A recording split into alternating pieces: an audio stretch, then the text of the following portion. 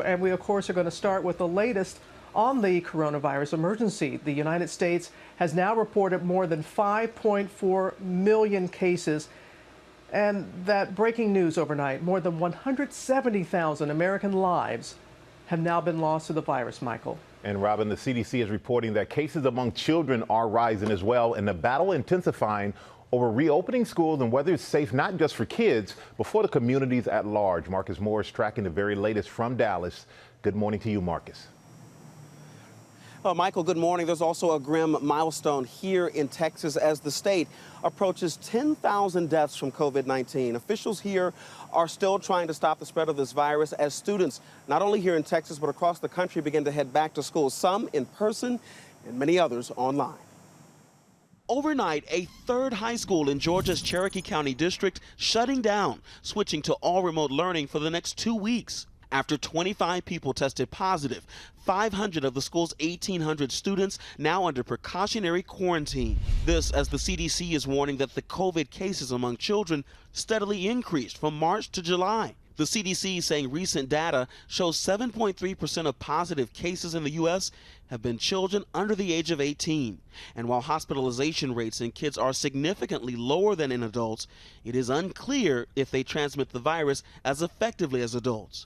This weekend, Dr. Deborah Birx traveling to hotspots around the country, urging social distancing. This is the moment to get it under control.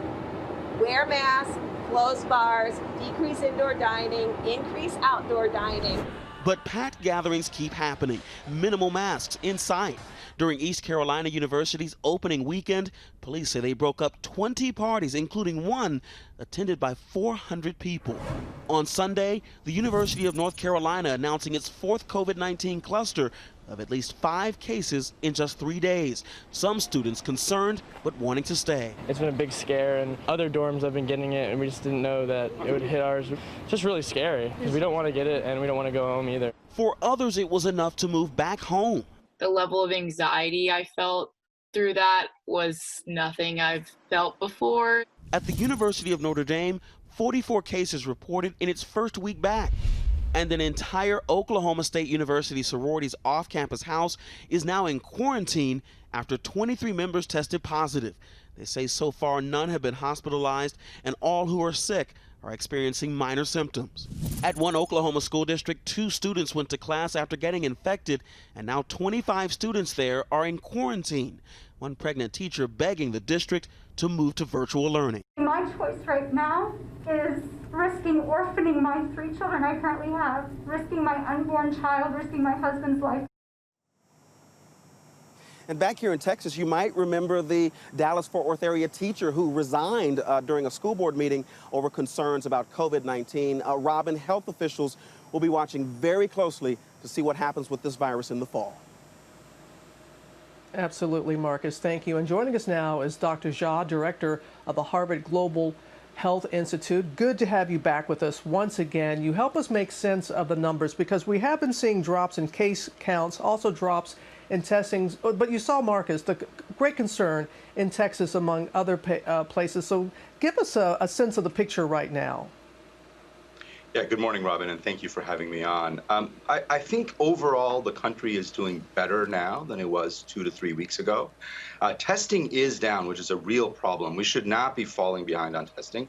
So it makes the numbers a little harder to interpret. But I do believe that the case counts are lower, but we're still 50, 70,000 Americans are still getting infected every day. And the real number is probably much higher than that. So we're not in great shape. We're just getting better slowly, and I'd like to see that accelerate, and I'd like to see the numbers come down a lot more.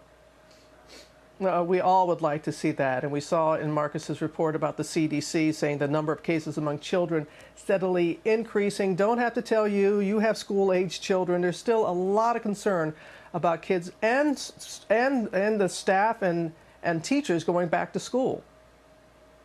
Yeah, absolutely. And so one of the things that I've been trying to explain to folks is it really depends on where you live. I just think a lot of places in Texas and Georgia where we've seen those big outbreaks, they're just not doing this responsibly. They're not doing it in a way that's safe, and that's because their community transmission levels are too high. Whereas in New York and Massachusetts and Michigan and other places, I do think we can open up schools safely because community transmission is very low, and that's really what matters. And was that the decision making in sending your kids back to school? They are going back, your kids are. They are. I think, first of all, I wish all kids in America could go back to school. I think that's really important. Good news is that in Massachusetts, community transmission is very low. Our percent of tests coming back positive are very low. And our schools got a good plan for opening up the schools safely. So put it all together, and I do think it's safe for my kids to go back. And I hope we can make it safe for all kids to go back. And that's what parents have to do wherever they are, take everything in their area into consideration. Scientists are learning more and more about how long people who've had COVID, how long they remain immune to it. So what's the latest in that regard? Yeah, so most of the evidence I've seen so far is really good. Obviously, we don't know long term because it's a new virus. We only identified it about 7-8 months ago. But I have not seen much in the way of evidence that worries me about immunity, at least that far out. We'll have to see what happens in the long run. But if my goal is if we can keep people immune, if infections keep people immune for at least a year, then once we have a vaccine, we will be able to deal with that. I'm so far pretty optimistic that we're heading in the right direction on immunity. Vaccine cannot come fast enough, as you know. Dr. Shah, as always, thank you so much. All right, enjoy your day. Well, hey there, GMA fans. Robin Roberts here. Thanks for checking out our YouTube channel. Lots of great stuff here. So go on, click the subscribe button right over here to get more of awesome videos and content from GMA every day, anytime. We thank you for watching, and we'll see you in the morning on GMA.